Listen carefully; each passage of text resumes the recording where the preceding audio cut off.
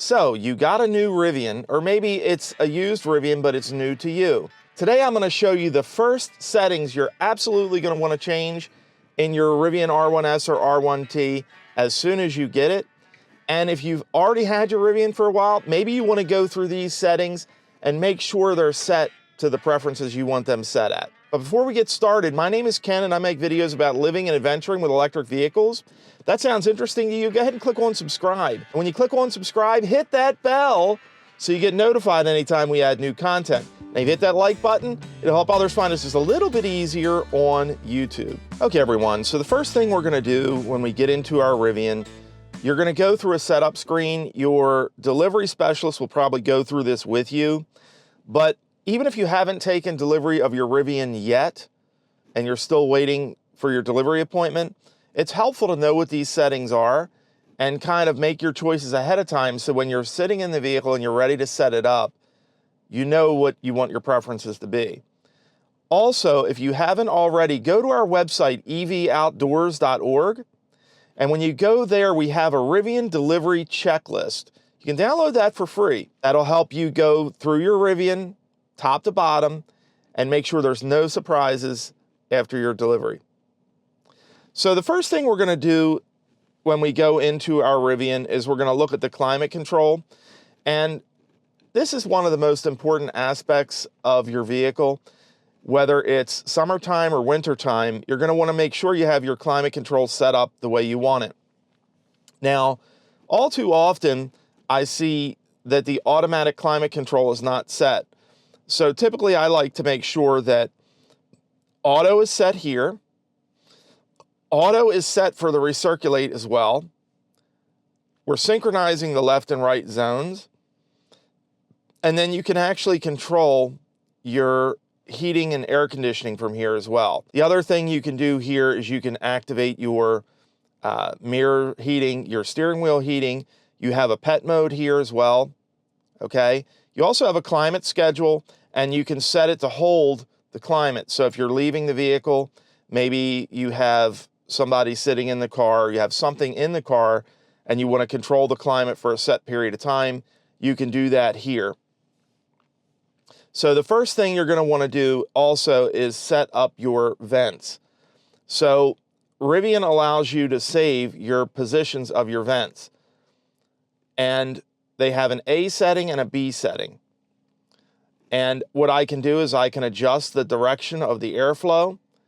And once I've adjusted that the way I want it, I can save preset. And you have saved presets for both zones. So when you save a preset on the driver's side, remember that does not save that preset on the passenger side. They have their own zone. Also remember, here in the R1S, we have three zones here. We have the front, the middle, and the back. Now the vents all the way in the third row are only going to provide cooling and recirculate capabilities. They're not going to provide any heating. So keep that in mind. The middle zone, you can control that from here as well. Now the passengers back here can also control their temperature through the rear screen as well. So that's important to know. So make sure you have your climate control set up, get all your vents set into position, and then we're going to move to the next step. The next thing we're going to do is we're going to go into our settings, and we're going to set our display and lighting preferences. Now, I recommend you set your display brightness to auto. This is going to measure the lighting conditions in the vehicle, and it's going to automatically adjust your brightness so that it's as easy as possible to see what's on the screen. Display theme, I like to always set this to auto. It'll automatically switch between day and night mode. You can change your accent lighting. We have the Twilight Trail, the purple light. That's the color we like, being Ravens fans, but you can set this really to anything you like. The overhead light brightness. Now, I've had some folks tell me that the overhead lights are too bright or they're not bright enough. Here you can adjust that to whatever you want it to be. If you like it brighter or dimmer, I recommend you immediately come in and adjust that. And when we go down to interactive lighting, these are all things that you can set to your preferences. The guide lights, I like to leave those on for 2 minutes. And when we go into access, we want to set all our access behavior. This is going to determine how your vehicle behaves when you lock and unlock the doors. Out of the box, it's going to unlock all the doors when we choose to unlock the car, either via the fob or via the app. We can set this to only unlock the driver door. Now, this is useful if you're in a parking garage or in another area where you don't necessarily feel 100% safe and you don't want to unlock all your doors. You just want to unlock the driver door. This can be a better option in those scenarios. You can also set it to unlock the doors when you put the car in park. Again, if you're in a situation where safety is a concern, you may want to just unlock the driver door, or you may not want to unlock them at all automatically when you put the car in park. The next setting is passive entry. And what passive entry does is it's automatically going to lock and unlock the doors when you approach or exit your vehicle with remote keys.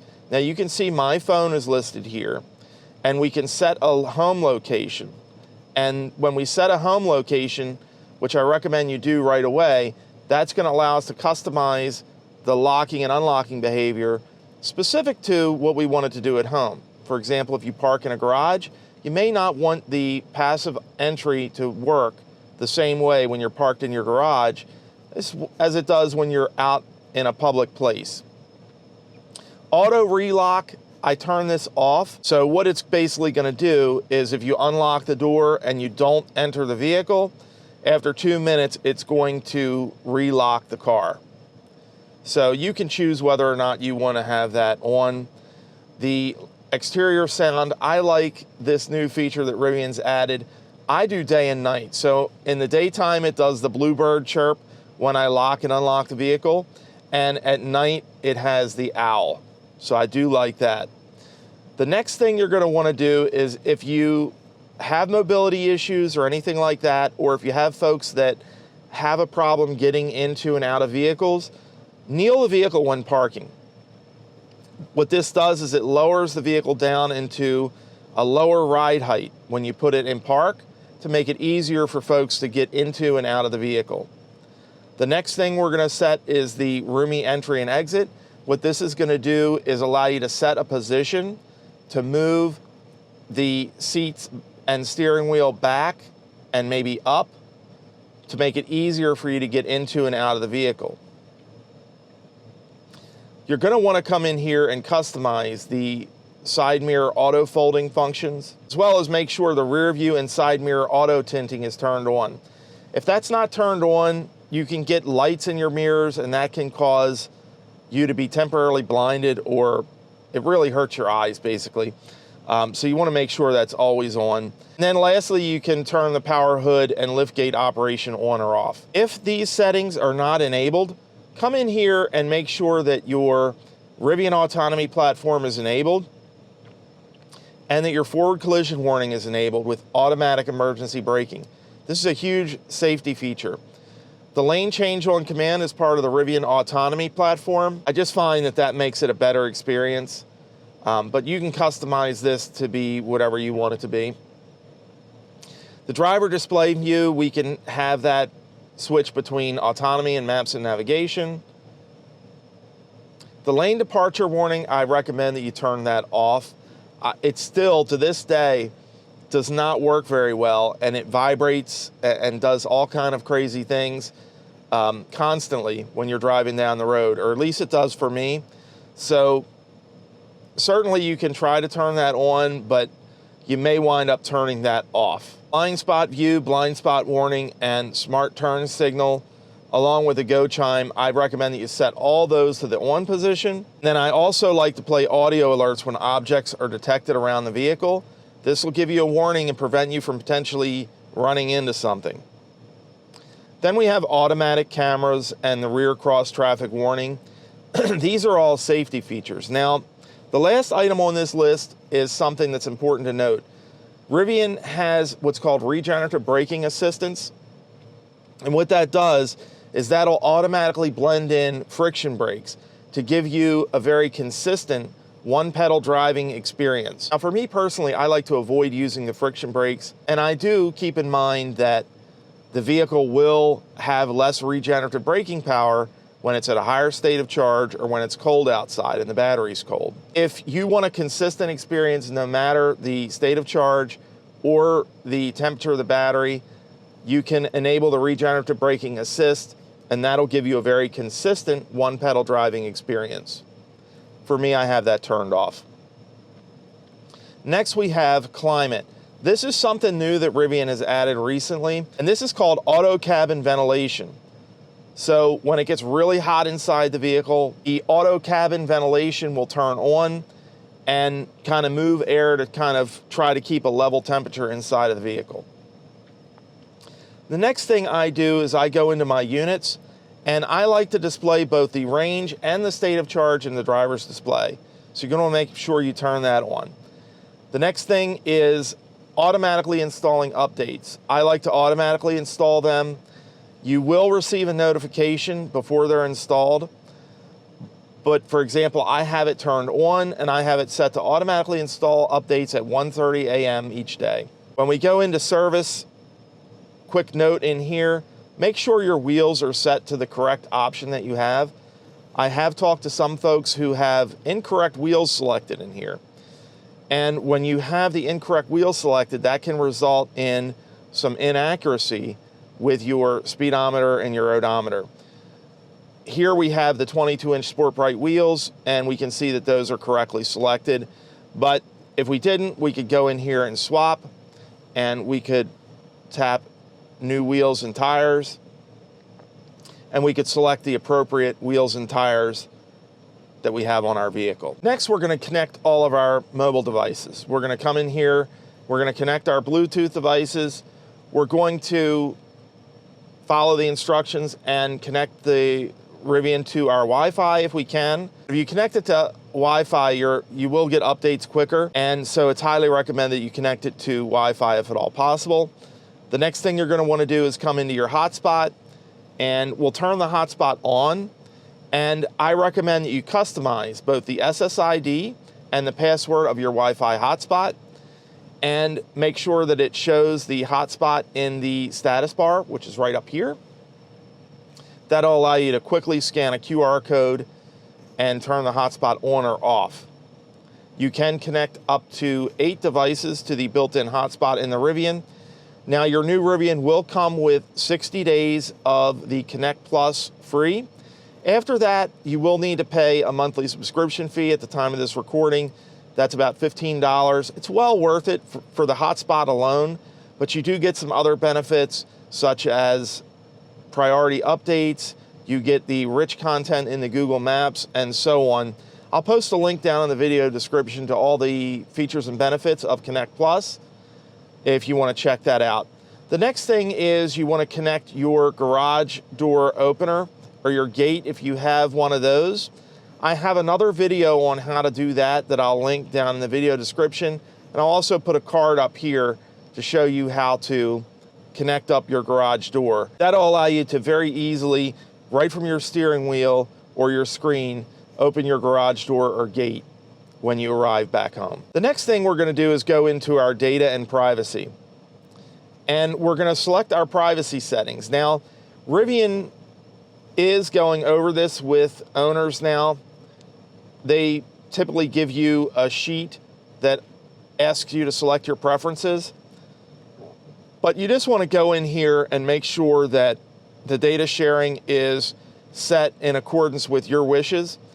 For example, we have it set to share exterior camera data to help improve Rivian services, but we don't want it to share any of the interior camera settings. We also have Rivian data analytics turned off, but we have the mobile app autonomy features and navigation turned on, and we also have the Google Maps terms accepted. As I stated earlier, you get 60 days of free Connect Plus when you purchase a new Rivian vehicle. After that, you can subscribe either through the vehicle here or the Rivian app.